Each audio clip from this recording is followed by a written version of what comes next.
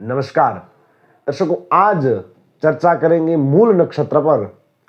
किसी भी बालक का जब जन्म होता है तब सबसे पहले जो चिंतनीय विषय रहता है वह होता है नक्षत्र। हमारे ज्योतिष शास्त्र में 27 नक्षत्र बताए गए हैं। उन 27 नक्षत्रों का जन्म फल अलग अलग माना गया है। किसी नक्षत्र के जन्म का फल शुभ तो किसी नक्षत्र के जन्म का फल जो होता है वो अशुभ माना गया है। इन 27 नक्षत्र में 6 नक्षत्रों को गंडमूल नक्षत्र की श्रेणी में रखा गया है। बात करें इन 6 नक्षत्रों की तो इन 6 नक्षत्र में सबसे जो पहला नक्षत्र है वह अश्विनी है, दूसरा आश्लेषा, तीसरा मघा, चौथा ज्येष्ठा, पांचवा मूल और छठा जो है वह रेवती। इन 6 नक्षत्रों को गंडमूल नक्षत्र की श्रेणी में रखा गया है। अब प्रत्येक नक्षत्र के 4 चरण होते हैं, यानी कि लगभग एक नक्षत्र है जो 24 घंटे तक रहता है, यानी कि एक दिन के लिए एक नक्षत्र माना जाता है। उसमें उस नक्षत्र को 4 भागों में डिवाइड किया जाता है और प्रत्येक चरण का शुभाशुभ फल माना गया है। उसको भी बताने की आपको कोशिश करता हूं। सबसे पहले चर्चा करते हैं अश्विनी नक्षत्र की। तो अश्विनी नक्षत्र में जो पहला चरण है वह अशुभ माना जाएगा और दूसरे 3 जो चरण है वह बच्चे के लिए शुभ फल देने वाले माने जाएंगे।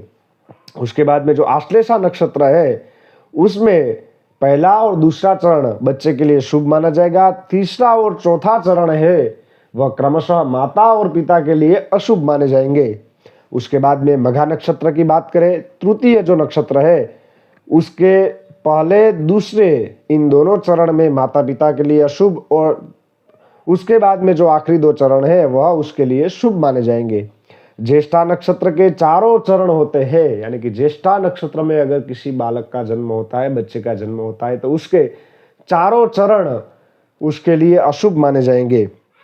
बात करें मूल नक्षत्र की तो उसके भी 4 चरण जातक के लिए अशुभ माने जाएंगे, बच्चे के लिए अशुभ माने जाएंगे। और छठा और आखिरी जो नक्षत्र है रेवती नक्षत्र, उसका पहला, दूसरा और तीसरा यह चरण शुभ और चौथा जो चरण है वह उसके शरीर के लिए, बच्चे के शरीर के लिए अशुभ माना जाएगा।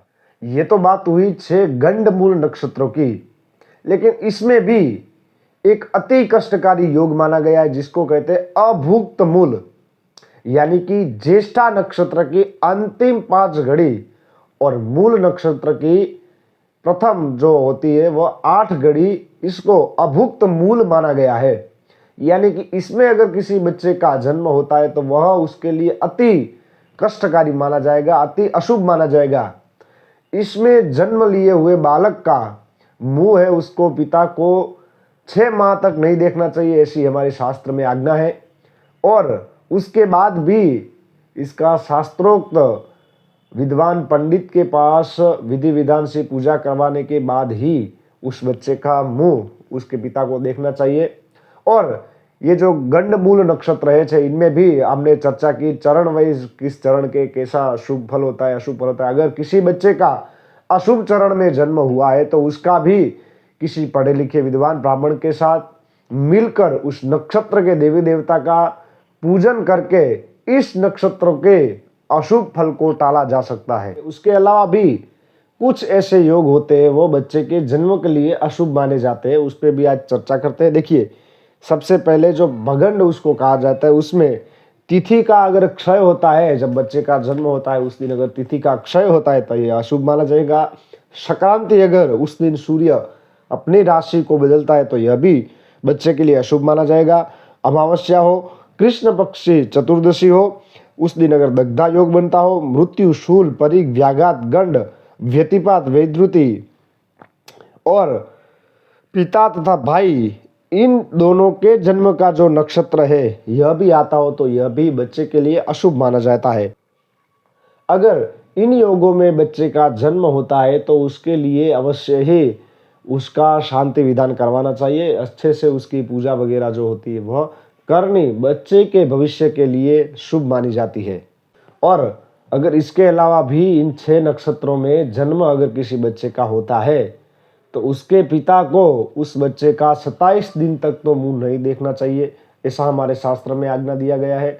और उसके बाद 27 दिन में जब उसके बाद रिपीट यह नक्षत्र 27 दिन के बाद आता है तब उस नक्षत्र के देवी देवताओं की पूजा करनी, और उसका शांति विधान अच्छे से करना चाहिए।